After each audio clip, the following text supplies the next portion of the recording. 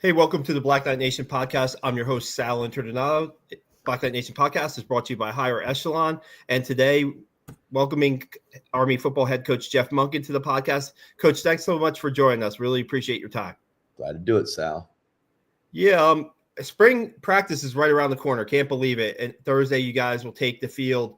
And, I'm still trying to recap last season, how great last season was. And I was wondering, how have you had time to reflect on it? Or in the coaching, field, there's not really that much time to enjoy the season in the past and look ahead to the next season. I think it was a really good season, and I'm really proud of our team. Obviously, I had a disappointing loss in December, the only game that you have to win around here, and unfortunately, we didn't win that one. And they had a good team and beat us, and so that's part of the motivation, I think, is to try to get ourselves prepared to try to have another good season and to battle those guys as well as we can, which is every year it's such a closely contested game and a tough football game, but that was a good year. Guys won a lot of games, and we just had really good leadership, and hopefully the guys that are coming back learned about leadership and how to push a team and to push each other. And I'm excited to get out there on Thursday and just find out with the personality and the temperament of our football team. I think we find out a little bit about that when we go through the off-season workouts, but certainly it's different when you get out there on the field and you find out how physical and tough and determined guys are to play the game. Yeah, I was going to ask you, the mat drills, right? 5:30 a.m., is that accurate? I mean, the guys have been doing that to prepare for spring practice pretty much. I mean, you're still doing those, right? I think I saw you out there. We do, and we do those in the early mornings, in the pre-dawn hours. And I think it's one of the most important things that we do to build toughness and to build team. The accountability that goes into that is really unique. And having a team where we don't have guys going in and out of the transfer portal, and there's not 50 new guys going through spring ball that weren't here in the fall. These are all guys that have played together and practiced together and invested together. And so that accountability and the trust that's built through those, the fourth quarter warriors are really important to our program, and perhaps the most important thing that we do all year. So we've completed those.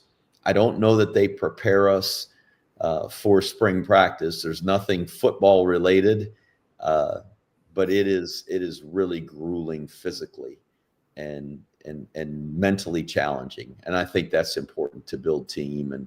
And from that standpoint, yes, it does prepare us for spring ball and certainly for the season. Do you feel like the expectations are higher this spring? Not necessarily considering the season that you guys had, and plus, like you said, just that fire in your belly to get to beat your rival the next time you step on the field. I don't know if the expectations can get higher. We have when the expectation is to win every game, it's hard to get higher than that, and we do. We certainly have that expectation. You have to. I don't think as a competitor, it's fair or healthy to feel like, well, just want to have a good season and win more than we lose. And if you don't expect to win them all, then which ones do you expect to lose? Which games are okay to lose? I don't think it's okay to go into any contest feeling like it's okay to lose. So the expectations are high. The standards have to be high to meet those expectations. And I think our players understand that. It's part of the culture, and this place, West Point, I think breeds that, and really that's the culture of this institution, that winning matters, and that we should prepare to win and try to do that with honor, and do that the best we can. So I think the mission of this academy and the purpose of this academy, our philosophy and our beliefs as a football program are very well aligned with the philosophy and the beliefs and the mission of our academy here. Want to get to a couple of questions that I'm sure Army fans want to go considering spring in some positions of, especially quarterback. You know, Bryson Daly meant so much to the team last year, and you had Dwayne step in and start against Air Force. I know you have a couple other quarterbacks, you know, like Ethan Washington and Cale Helms who are in the mix, and maybe even Zach Mundell. So maybe can you fill us in about how, you know, you're looking at the quarterback position this spring? Well, certainly I think all those guys are in the mix. Zach is coming off of a knee injury, and so he's going to be behind, and it's you know, he's probably going to be most challenged to compete for the job right now. But I think he'll be in the mix in the fall, and we don't have to make a determination this spring. We're in the fall and preseason camp. We're going to let this play out and really let those guys compete and sort it out. And it's really healthy for the room. It's healthy for our team. It's healthy for the position. I think it will strengthen the skills of all those guys because they're all very competitive. They all want to be the starting quarterback. And I think they will push themselves and push each other to be the best that they can be. And that will help them compete and maximize their potential. The quarterback position is such an important position on every team. It certainly is for us. And there's not a football team anywhere that can feel really great about their football team if they don't feel really great about their quarterback. And we certainly had that in Bryson Daly. But I'm confident we will in whoever becomes the starting quarterback this year. Obviously, Dwayne had the opportunity to start against Air Force, and he played in several games for us and did a really good job. Cale Helms has limited experience, and Ethan Washington doesn't have any experience, essentially, going into the spring. So there's a certain advantage that comes with playing games and having the reps. And Dwayne's kind of got an upper hand on those guys from that standpoint. But he's the oldest of the group and has been around here the longest and had a chance to develop in the system. And but still, both of those other guys, as well as Zach, are very talented players, and or at least where our team is concerned. And I think, you know, there's a lot of confidence in our staff and in our team that those guys will step up and be able to do the job. And I hope all of them are ready to play. I like Dwayne was ready to step in and start against Air Force. I hope whoever the backup and the third string guy is, that they'll be ready to go as well. Do you think could there be a little tweak in the offense depending on the skill set for the quarterbacks, or are you going to probably stay a lot with what you guys kind of ran last year? I think that our offense will be dictated by who the quarterback is. Certainly Bryson Daly and all the quarterback run game that we had really, I guess, designed for him to carry the football. And why wouldn't you? I mean, he's really a good player, a tough player. And when he ran the football, he was gaining yards most of the time. So we needed to have a lot of design quarterback runs. We will still continue to have design quarterback runs. How much of that compared to the running backs carrying it, the slot backs carrying it, we'll just see. It may mean we've got to throw the ball more, or try to push the ball to the perimeter more, or run the fullback more than we had.